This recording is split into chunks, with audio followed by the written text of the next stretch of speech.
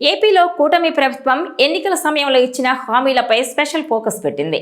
ఈ క్రమంలోనే సీఎం చంద్రబాబు రాష్ట్ర అభివృద్ధిపై ప్రత్యేక దృష్టి పెట్టారు. గత వైసీపీ ప్రభుత్వం తీసుకొచ్చిన వాలంటీర్ వ్యవస్థపై కూడా ఓ కీలక నిర్ణయం తీసుకోబోతున్నట్టుగా తెలుస్తోంది. అయితే వాలంటీర్ వ్యవస్థను కూటమి ప్రభుత్వం కొనసాగిస్తుందా లేదా అనే విషయంపై ఇప్పటికీ సస్పెన్స్ కొనసాగుతోంది. ఈ నేపథ్యంలోనే ఏపీలో వాలంటీర్లకు గుడ్ న్యూస్ చెప్పింది ప్రభుత్వం. వాలంటీర్ వ్యవస్థను రద్దు చేసే ఆలోచన ప్రభుత్వానికి లేదని గ్రామ వార్డు వాలంటీర్లు సచివాలయాల శాఖ సంచాలకులు ఎం శివప్రసాద్ స్పష్టం చేశారు. కొన్ని కారణాల వల్ల వారి గౌరవ వేతనాలు 2 నెలల నుంచి బకాయిలు పడ్డాయని తెలిపారు. ఆ బకాయిలను విడుదల చేయాలని ఆర్థిక శాఖకు నివేదికలు పంపామని, త్వరలోనే ఆ బకాయిలు విడుదలయ్యే అవకాశం ఉన్నట్టు తెలిపారు. వాలంటీర్ల విద్యార్హతను బట్టి వారిని ఎక్కడ ఉపయోగించుకోవాలో ప్రభుత్వం కసరత్తు చేస్తోందని, త్వరలోనే దీనిపై ఓ ప్రకటన వెలువడే ఛాన్స్ ఉందన్నారు. అంతేకాదు వాలంటీర్లకు స్కిల్ డెవలప్మెంట్ శిక్షణ కూడా ఇవ్వనుందని, గౌరవ వేతనం పెంపు తదితర అంశాలపై పరిశీలిస్తోందన్నారు.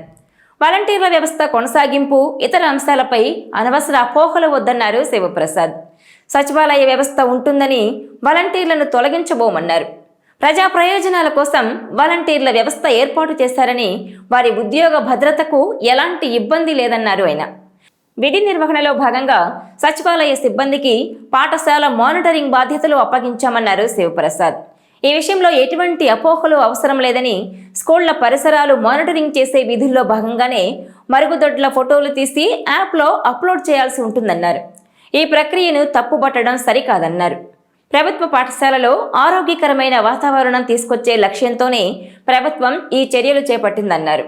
రాష్ట్ర వ్యాప్తంగా గ్రామ వార్డు సచివాలయాల్లో విధులు నిర్వహించే సంక్షేమ విద్యా సహాయకులు, వార్డు విద్యా కార్యదర్శి పాఠశాలల్లో పరిశుభ్రత, డైనింగ్ హాల్ తదితరాలను పర్యవేక్షించే విధులు అప్పగించామన్నారు. మరోవైపు ఎన్నికల సమయంలో ఇచ్చిన హామీ ప్రకారం వాలంటీర్ల జీతాన్ని పెంచుతామని ప్రకటించారు సత్యప్రసాద్. అయితే రిజైన్ చేసిన వారిని మాత్రం తీసుకునేది లేదని వెల్లడించారు. ఎందుకంటే గత ఎన్నికల సమయంలో వాలంటీర్లపై పెద్ద ఎత్తున ఆరోపణలు వచ్చాయి. వైసీపీ ప్రభుత్వానికి తొత్తులుగా మారి వైసీపీ తరపున ప్రచారం చేస్తున్నారని విమర్శలు వచ్చాయి.